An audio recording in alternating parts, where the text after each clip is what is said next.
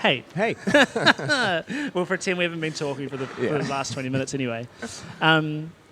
Thanks for the interview. Happy to be here. Yes. Yeah. Simeon from Phoebe Rings. And thanks for putting out a record. Oh, yeah. It's like, it happened so long ago now that we finished it that it almost feels like we never made it in a way. So it's almost like, I'm like, oh, thank you, past us. We, did really well. That you've already, that's already a question now I want to ask. Yeah. How, can you explain how it feels, how you feel with that gap between finishing something and then putting it out? How do you, what do you feel and how do you cope with it? It's like a real weird combination of there's an anticipation and the work doesn't stop. We've really, all of us in the band have really learnt how much extra work goes into it, especially at that level. We're at a mid-level now of we have management and we have a label, but we still do a lot of the work ourselves, which I think is really important that we know how to do that stuff.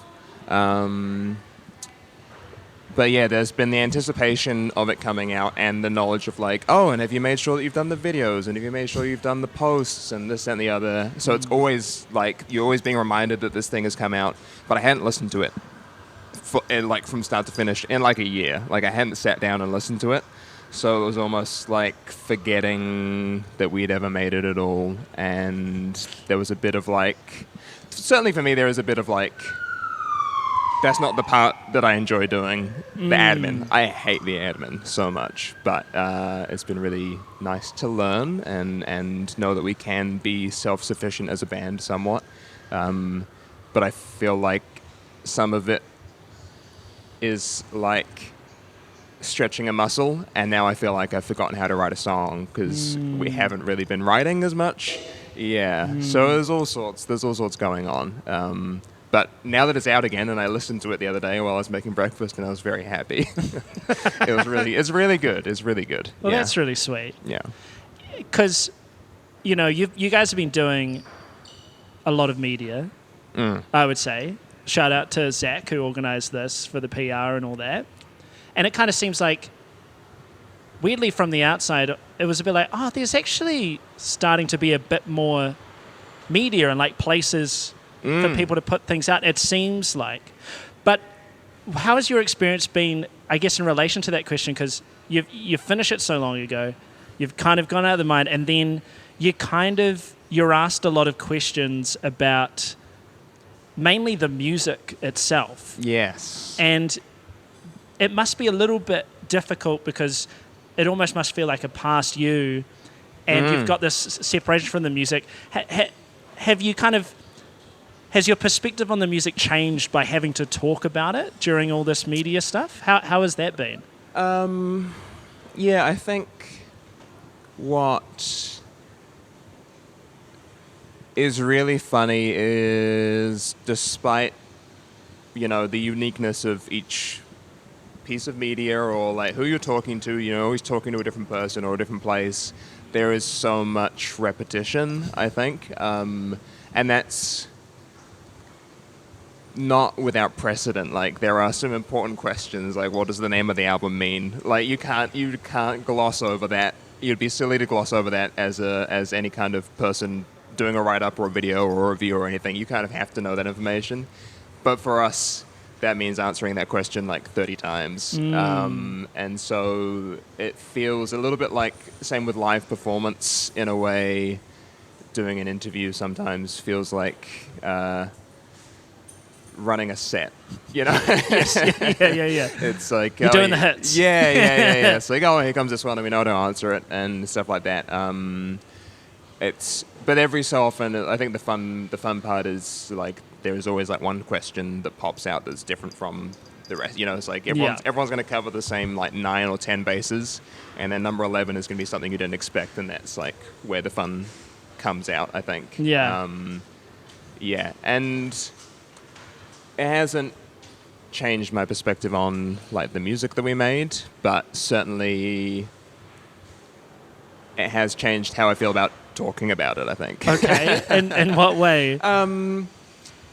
Just like, I think, again, it's like a bit of a reminder of like wanting to get out there and play this music. Like there was a point in time where I think it's like balance, and I think when you do too much of one thing, you do too much like live shows, you get sick of it, and so you go and record another album. Right now, we've been doing some live shows, we've been doing no recording, and we've been doing a lot of interviews and a lot of write-ups and this, that, and the other, and now it's like, I want to get out there and do some touring and play the songs and let the music kind of speak for itself. But I will preface that I will add to that despite the repetitiveness and like sometimes it's this question again and this, that, and the other, I think personally for me there is always still at the back of my mind like it's not necessarily about the questions anymore. It's about like the relationship with the interviewer, and it's like this person wants to talk about the album, you know? It's like really cool. Or they like they know their audience, so they represent what their audience wants to know from you guys. Exactly. And I saw on Substack, I think, I don't really know how Substack works. We have a Substack. I don't really know how it works, but I saw someone had done a post, and the thing that like caught my eye, they just done like a little, it was almost like, it may as well have been a tweet. It was just like a little musing, and it was like, sometimes I look and it's like, I've got 30 subscribers, and it's like, okay, whatever. But if I thought about 30 people being in a room asking me what I was writing about, that's really cool. If like 30 people came knocking on my door and was like, what are you up to? What are you writing about? It's like, that would be really, really cool. And I think that's like kind of the attitude I adopt for anyone asking about Phoebe Rings. It's like, oh, this is like really, and that was the in-store the other day. We did at Flying Nun for the album release. I was like, maybe one of the first times I've like felt cool in a while playing music. I was just like, like people are here for the album, and that's so awesome. That's like really, really nice that there are X amount of people in this room that cared enough to spend their Friday evening here with us, and that's really awesome. It's like truly about quality, not quantity. Yeah. I think that is always the thing, is like not the situation, but the people, I think is like... And our scope has been ruined by social media, just numbers. So like, it's like what you're speaking to is a problem. Like when you're on Spotify, you're like, well, I've only had 1,000 plays. It's like 1,000 plays. Yeah. If there's a version of you that would be stoked with that. Yes. But like we're like internet poisoned. Yes. Where we're like, but there's 1 billion people. Yeah. And they're all listening to Ed Sheeran and not me. Yes, you can do 2 clicks and see someone that has 100 million plays, Totally. It's like Well, luckily like my audience is just basically musicians and industry people, and so I don't actually have a single question to ask you about the music. Okay. Because that's fine. Because I watched all the other interviews, and I really liked, and it was actually really cool. You guys were the first episode of that new B-sides that they're putting on. So if you haven't watched that, you should go and watch that. Because that you get to hear the music and everything in a live setting, which is sick. So I'm a bit more curious, and I don't think it's been explored as much about the kind of how it feels being in a band at the kind of stage that you guys are at and the things you're doing, And the first question I had, because like you said, you've got management now, you've got like a booking agent, you've got an American label, you're going on tour with the Beths, you're touring in Asia as well. These are all like big dick things. Yes. And the first question I want to ask was like, was there a point or like a band meeting or something where one of you or all of you sat down and were like, I really want to do this kind of stuff with this band? Or has it happened completely iteratively and accidentally? Could you expand on this kind of stuff specifically? Because you don't accidentally get a booking manager, you don't accidentally get management, you don't accidentally get on, I guess I'm asking about ambition, and directiveness within the band. Yeah, I think there is as with everything, like, there is an element of luck, and there is, to a degree, like an element, it's not even randomness maybe, but it is right place, right time. And I will speak to, like, first of all, I wasn't there for one of them, I was for the other. Industry showcases, they feel terrible. They feel horrible. It's like not, for me personally, that is like not a fun gig to play. But at Going Global, the gig that I wasn't at, we met Max, who is now one of our managers. You know, it was right place, right time. And then at South by Southwest Sydney, we met Zach, who is doing our tour booking for Asia. Like, the only reason we went to Taiwan and the only reason we're going to Korea now. So there is definitely some like right place, right time where we have a conversation where it's like, oh, we've met this person. How do we feel about proceeding? And, you know, as far as, a lot of it comes down to money as well. It's like, what can we afford to do? Can we afford to give away another slice of the pie? We're not taking any pie home right now. You know, we're very hungry. Yeah. It's like there was a pie on the table. We're going to give 6 slices away and then put the rest in the fridge and go home hungry. So yeah, there's definitely like there were conversations about the car park thing and what we wanted to do with that. As with every step, like every step is, we all often find ourselves on the same page. We're all very polite, so I don't know if we'd ever have a straight up like argument about anything. No one's throwing bottles. We are all very polite about everything, but it feels unanimous in the decision making there. And I find, especially now, everything becomes more future focused. Right. Way down the line. Like it almost feels like we're at the place where we need like a 5-year plan, you know? Which is like, and again, it goes back to what I say about the admin, the part that I don't enjoy. And there is like, you know, we're talking about this like American tour, and we're staring down the barrel of tens of thousands of American dollars of cost to make it happen, and what we need to do to not have that as debt at the end of it and things like that. But the fact of the matter is, you know, 2 years ago, we would have played a gig and been like, oh, awesome, we made $2,000. You get $200. You get $200, and the band gets some. And we've talked about like the splits of what money goes where, and it feels like now that is all straight back into the band. You know, a lot of it is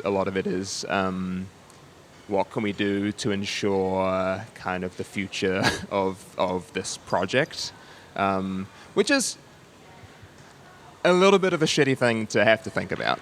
You know, it's a little bit shitty to have to be like, oh, how can we find funds to sustain this as well as working our day jobs and stuff like that. It should be, you know, also with the caveat that we are so lucky to be in a place where we get funding for things. You know, we would not be able to do half of what we do without NZ On Air and Outward Sound and all of that, all of the people that behind the scenes that make those things happen. I've gone off track from the question a little bit. No, but that is precisely what I personally find so, I think why I still love interviewing musicians, talking to them, because what I find fascinating is that it's an incredibly hard thing to do. Yes. There's almost zero short or medium-term rewards. It's kind of all for future rewards. Yeah. And yet some of the like most talented people I know are doing this thing. Yeah. And I find the kind of experience within that and the justification for it so fascinating. Yeah. Because almost everyone else benefits from it. Anyone who comes into contact with Phoebe Rings benefits from being enriched by the music as a fan. Or I would say how the industry works, the people around you tend to make money most of the time, and then you make money some of the time. And I just find it isn't entirely fascinating how it all works. Yeah. Because it all relies on you and the team, the band, waking up tomorrow and be like, yeah, I still want to do this. Yeah. Yeah. I think it's where I think in this specific instance of our journey from having an EP out maybe 5 years ago now COVID happens, getting an album done, releasing some singles and being like, it's album time, and then signing to Carpark, and then them being like, oh, we'd love to give the EP a chance overseas as well, and then going back to EP land, and then the album sits there, and the album sits there, and we can't touch it because it's getting mastered and it's getting pressed to vinyl. Like, we can't, not like we can go and do anything else with it now. And then, so I think there's this specific kind of holding pattern that we've been in, which has been, very advantageous for us for, like how things have turned out. There's a method to the madness. Yeah, 100%. And I think we put trust in our label and in our managers and in people like Zach Arnold, and we put trust in all these people to know their area of expertise, because I don't know shit about like PR. I don't know anything about running a label. So I guess when you say like you wake up in the morning, it's like, do I still want to do this? It's like, I think that having those moments, like when we did the in-store, and the fact that we get to go to Korea, like sometimes it's like an abstract thing when you think so far into the future. Like right now, going to America feels like a very abstract thing. Then you do it, and then that's like the you wake up and it's like, of course I want to, of course I want to keep doing this. Yeah, it's really interesting, and of course the American tour, you're over with the Beths. Yes. For a lot of the shows, you're also playing your own shows as well. And I actually just listened to a really great conversation that Jono Pierce had with Oscar on his podcast, Fear, Guilt and Agriculture. Shout out, friend of the pod. And there are some really strong connections between the Beths and Phoebe Rings. Yes. And then also the pathway that the Beths went on and went through. Yes. And the pathway that you guys are kind of jumping on and going through as well, which I find really fascinating because, obviously there's the music community connection. You've all played shows with one another. You've all done that kind of thing as you're growing up. But there's all these other things, like the Beths are kind of a coalescing of the best in class of their kind of group of friends from lots of different bands over a long time period, coalescing into the Beths, and then it kicks off. Yes. Obviously, other people have made the point, but it's kind of the same thing with Phoebe Rings as well, where like you guys are kind of the lifers of your scene, and as other people have come and gone, you guys are like, we do this, we love music, and you kind of coalesce into this thing. Yeah. And now this is the pathway forward. Yeah. And it's like, I just think that's really lovely. And I wonder if you guys wonder, like, why couldn't we have done this at the start? Or is it kind of the journey's been really important to where you're at now? Yeah, it's I think very interesting. I think about this a lot, about what specifically like what the Auckland music scene is now. I do feel like somewhat disconnected from it because we got to a point where we are investing in other areas, like going overseas and doing certain things, and that becomes less kind of Tuesday night gigs at Wine Cellar, and then Wine Cellar's gone, and it's like I don't know, coming out of university so many years ago now, and doing that, playing at house parties and playing at small gigs and playing to 3 people on a Tuesday night and stuff like that. And then being lucky enough to be playing in Princess Chelsea, before that playing with Jasmine Balmer and so many other, like, seeing so many different, like, levels and, like, crevices of what the New Zealand indie music industry looks like. It definitely feels... I think there is, like, an amount of, like, hard work paying off. Yeah, that cool. I would never give myself credit for. No, of course not. I would never be like, oh no, you've done a lot of hard work. There is like a degree of like hard work paying off. A degree of the Beths have been champions of us since day one. We played our second ever gig with the Beths at the power station. That's like not everybody gets like that is not without like a lot of love and care from other people. That is like gotten us to where we are. And it's also, yeah, we've all been in other bands and seen that happen. Yeah. Seen what it is like at that international touring level, and what it looks like outside of New Zealand as well. It's obviously been a core goal of mine to be doing what we're doing forever. I don't know if it could have possibly happened any other way than it's happened.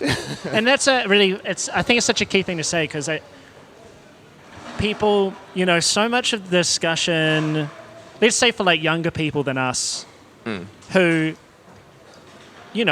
are doing all the same things that say you were doing when you were younger. Yeah. So theoretically could be on exactly the same trajectory as you to get to where you want to go. Yeah.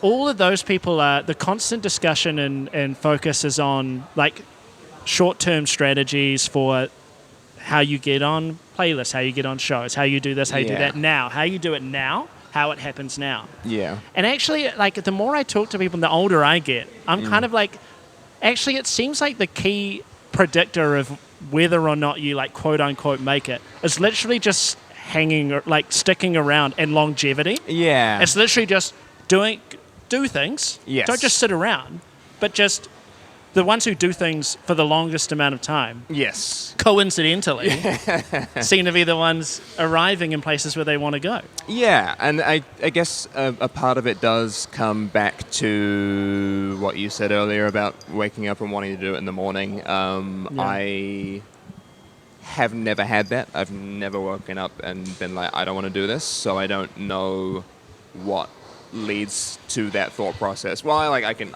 guess it's fucking hard. It's I resonate with those feelings, but those feelings have never been stronger than the feelings of wanting to do it, and I can totally see how that's not the case for everyone. But it's also like, there is like, you have to want to stick around, of course, but then there's also like can you afford to stick around? and not only that, but all at the conditions, those both things have to be ticks for 4 people. Yeah. Simultaneously. Yes. As soon as it becomes a band. For year on year on year on year. And even if it's not a band, even if it's just like you doing it by yourself and you want to have people helping you, like, you have to ask so much of so many people all the time. Like, it is it's not just about do I want to stick around, it is do the people around me want to continue doing this. It's a miracle. Yeah, like, how much more can I ask of those around me is a lot of it. And bands and anything that exists beyond like the initial enthusiasm, flash in a pan, are like literal miracles. For me, I'm like, everything's on borrowed time for this, because it's amazing it's going right now. And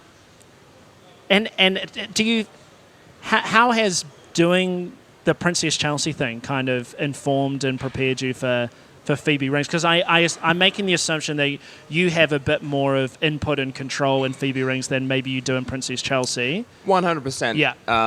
And like, I think if I were smarter, I would have tried to ingest more from my time in Princess Chelsea. I mean, the time is still going on, but I like from the times that I've which has been world tours and it's like album releases and everything. There has been a lot that has been osmosis, into me. Chelsea is world class at that stuff. Like, all the admin stuff, like she does it better than most people I know. Yeah. And seeing that has been very useful, and seeing what's acceptable, what's not acceptable, where you can push, where you shouldn't worry, knowing what it's like to be away from home, and even just the experience of being on a tour, and knowing what it feels like to, especially being as like introverted as I am, what my limits are, I've lost the question. Well, I've got a lead into it's from it, which is like, I wanted to ask you about like touring hacks that you've picked up, either like in any realm. So like, how to survive on tour in like your personal life, or with food, or with like even hygiene, or gear is another one that people don't think about. Like, sometimes you have like a, $500 pedal, and you don't necessarily. You think, I'll take that on tour, but like actually that's not a good idea. Like, which of those have you picked up over your time that you're looking forward to putting back on the road? I guess what I am really, really interested to see what it's going to be like doing a longer length tour with Phoebe Rings, just because there's less of us. Like, everyone in Princess Chelsea is so lovely and so respectful of each other and so like open to what each individual's experience of the tour is going to be. Like, I don't think anyone is trying to push that, and Chelsea's always been very good at like making sure that, if we're doing hotels and we're sharing rooms, every so often you're going to not share. You're going to get a room alone to yourself. Oh, that's sweet. At certain points on the tour, just to like have that thing that everyone needs. Yeah. The independence that when you're no longer a child that you need. I am having that like foundation of shared respect for each other. I've never been afraid to just put my headphones on. Noise cancelling headphones. I love noise cancelling headphones. I wear them all day. And are you listening to music or podcasts or audiobooks? Like, generally ambient music, because you can fall asleep to it, you can play video games to it, you can do anything. You can even, have a conversation, take one earbud off, and it's not going to be, interrupting you. One hack for exercise, skipping rope. Oh. Yes, I took a skipping rope on the last US tour we did. I'm not a big exerciser at all. I don't do a lot of exercise, but if you're feeling like you want to like stay fit on tour and you don't want to like go for a run in a neighborhood that you don't know or have to worry about all these things, a skipping rope is super light and a super intense workout. The first time I did it, I picked it up and I was like, I Googled it. It's like, how long do you skip for? And they're like 1 to 3 minutes. And I was like, nah. Because like when you go for a run, you run for 40 minutes. Like, this is going to be easy. And I got 45 seconds in and I was like, oh shit, this is actually a workout. And you can just like go to sound check and do 10 minutes of skipping and then you've had some exercise, you got the blood pumping. That's like my staying fit one. And the other one was, I don't know if there's I think there's probably a better way to do this than I did it, but I bought a blender. Like when we touched down in the States, because we were on a tour bus, I bought a blender, and because you have a rider every night, and it's like fresh fruit and veggies on your rider that you don't want to take in the van and get spoiled and stinky. Just make a smoothie. You have your blender in the green room, and you just like at the end of the night, it's like, who wants to take these bananas? If whatever's left over, put it in the blender. That is so smart. Yeah, I think there's probably a better way than buying a big. And a less wasteful way than buying a blender just to kind of throw it away. But like you could get one of those like pocket ones that just does a battery. I think they're a knockoff or something. I think there are NutriBullets that don't require being plugged in and they have a battery in them, and you just take them around and just chuck the rider, like utilize the rider.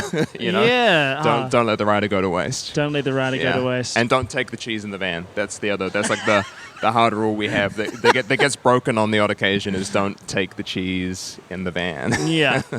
And are you, like, how, because you can't really, like, drink every night after night. I mean, as you get older, it gets more and more difficult because once you pick up that inevitable cold or the first little dip, it's like, it's so hard to get rid of. Yes, and it's so tempting. It's so easy to do as well because, again, you have the rider and you have all of that stuff around you, and it's super difficult to avoid the temptation, especially for me. I definitely I don't drink anymore, and I don't really buy drinks to take home with me. Okay, because nice. I will just drink them. It's just like if something's in my house, it's getting eaten or drunk. Love the taste of beer. I do. I really love the taste of beer, and it's just silly because then you have, sparkling water. Okay. Yeah. Also, the other day, I hadn't really paid much attention to the Phoebe Rings rider, but we played the show at the town hall with Japanese breakfast, which was fucking awesome. And I went into the fridge and it was all non-alcoholic beers, and I was like, this is the best of both worlds, and that's a big thing that Chelsea does as well. Is just like by non-alcoholic beers, and they're getting better and better. And They are, you yeah. know, they're much more palatable than they used to be. And it's just like you can have six non-alcoholic beers, and you'll be fine. You know? Yeah, totally. The Japanese breakfast show. Do you do that thing where you watch other bands and you kind of sometimes you kind of get takeaways musically from them for yourself or about them? Did you have any of those when you were watching Japanese Breakfast Live? Definitely, I think like when people, you have to find the balance, and then this is where it gets really hard. Is again, it always comes back to money. But like, you know, we have 2 songs on our album that have an omnichord on them, which is my omnichord, is like my most precious possession. I don't really want to be touring with it, but like maybe finding an option where it's like, and my parallel to the Japanese breakfast show is there's one song in the whole set that has a gong in it. A fucking like a full gong, and it's just like it sits there on stage not being used. I don't know whether it's. I think it was back. I don't think it was backlined. I think it was. I think the gong travels. Traveling gong. Yeah, they fly with the gong. I think somebody can fact check me on that, but it's like this. It's like having the effort and the foresight. There's no track. There's no like you know, cheating it with a sample of a gong or something like that, or an SPD. It's like. You bring this thing because it serves the purpose of making this one song the best version of that song, and it's hard because we can't afford to. You know, That's one thing for Japanese breakfast. You know, it's like you have to. Yeah, you do have to always find the balance of where can we make the show special and the song special, but also you know an extra suitcase is going to be an extra $400 that we can't. You know, but there are always takeaways of like how. Especially bands that are just bands, and I looked at we got sent their backline or their stage plot like a week out, and I was like, getting nerdy, and I was looking at it, and I was like, oh my god, there's so much gear on the stage. There's got to be like 8 to 10 people, and it was just like 6 of them. There's just like 6 people doing everything, and yeah, I think it's nice to see that. Although you know they have the funds, they have the money to be able to do that they still do. You know, nothing is phoned in that band. You know, and it's really that's often my takeaway is when I see people, either the performance or the stage setup or the lights or something. It's like, and that's the same with the Princess Chelsea band. Like Chelsea doesn't phone anything, and we traveled with a suitcase that was just. A backdrop that we just highlight. Like we just had a specific backdrop that was custom made for us, and we would, you know. Often to the testament of the venues, like put that in the thing. It's like we need to hang this set dressing up, and it's like that's a whole fucking suitcase. Yeah. For a really big piece of fabric that makes every show look amazing. Totally. And I think it's like not phoning it in and dreaming big and trying to do the hard thing. Yeah. Exactly. It's Couple more questions. What are you most looking forward to, or like if you want to speak for the band or for yourself, what are you most looking forward to with these Japan and Korea shows? I will speak specifically to the shows and not everything else that's going to be amazing about both of those places. Cool. One thing that was really amazing at the Taipei show was just how it was just like a completely different crowd, like not just like this is a weird lineup of a gig and there are some people I'm not used to seeing. It's just like I'd never met any of these people before, and there's a big cultural differences and stuff like that. I don't want to shit talk New Zealand crowds too much. Do it. But we love to talk. We love to talk in New Zealand. We love to talk the whole show. We love to come along to a show. Gigs are the background to people's social outings. And have a catch up with our friends. And that really, really, really, really, really irks me. And it irks me more and more every time I see it. I went to Ichiko Aoba the other day, and it was a seated show. And it was like no way people were talking there. No. Okay, good. Yeah. I'm like, it was. But again, that was like. I think there was I was looking around and I was like, I don't recognize any of these people. These are not like regular gig goers. Yeah. And it was like, pin drop. Like it was just beautiful. It's so lovely. And we did this thing that Jamie Newman, who I used to rent a studio off of, did at Bruno Mart that was called Mighty. And it was just a little shipping container. And you walk in, Krista and I did like a duo set, and it was just like 8, there's a bench with 8 seats, and people would come in and listen to a song and then leave, and it's just like, having that mutual respect of people that want to listen to music and us wanting to play. And that was what it was like in Taipei. It was almost too respectful to the point where they don't just like wait till the song's over. They wait till it's silent. You know, like you. You can't have the feedback ringing. The guitar chord is still ringing, so we're not going to clap yet. And then it's silent, and then there's just like, oh, it's like, did they enjoy that? And then it's just like thunderous applause. Oh, amazing! I don't know what will be the case there, but I think just seeing some just meeting new people is really awesome. I think. Yeah, amazing. Yeah, and playing to new crowds, and I think that again, that's what it always comes back to is like the same. Being lucky enough to go down and play shows in other parts of New Zealand, and it's just like, it's like nice to see different faces. Yeah, of course. I mean, that's one of the big bonuses of being in the band and doing the hard stuff. Yes, you get amazing life experiences. Yeah, each, every new face is like another reason to continue doing it. You know, it's like you paid to come out and see this. That's so amazing. Totally. Yeah. I guess last question. You've got it's a future focused question. I know, the worst. You've got all this stuff on the books now. You're going to wake up in 2026 and you would have done all of what's on the books that's been announced anyway. Yes. How do you want to be feeling in 2026 after all of this? Like, I guess it's another way of asking, like, what do you hope to get out of everything that the band is doing for the rest of the year?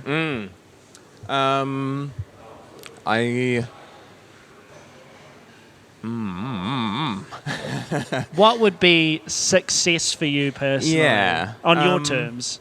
I think a big fear is that it just won't be enjoyable. Like it is a new experience. Like it's a new experience doing this, and to a degree, I know that it won't be enjoyable. Like I know that there will be parts that are not enjoyable. Totally. But I guess success for me is the scales still being waking up in the morning and wanting to do it. I guess there's so much anxiety about like, am I going to be sick of these songs after 40 shows? Am I going to it's like we have a new album to write now, and it's like, if I don't want to do that old stuff, there's like so many anxieties that exist in the brain, but like there's not even like an inkling of any of that so far. Like it just gets better, and we're like, I think having this album like again almost in the back pocket, and we played the whole album except for one song at the opening the other day, and it was like, oh, this is new, this is fresh, these are new things, and I think that is like, I think it's holding on to that feeling to a degree of like excitement of possibility.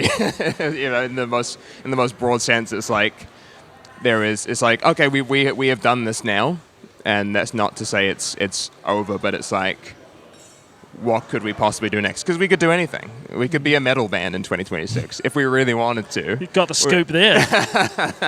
It might not be, it might not be very successful at all. But I guess it is like having that, like, again, doing the hard thing and not just stopping, not preventing growth, I guess, is the thing. It kind of also sounds like success for you in 2026 would be waking up and saying to yourself, like, all those things I was anxious about, they didn't really bother me that much. And they very seldom do.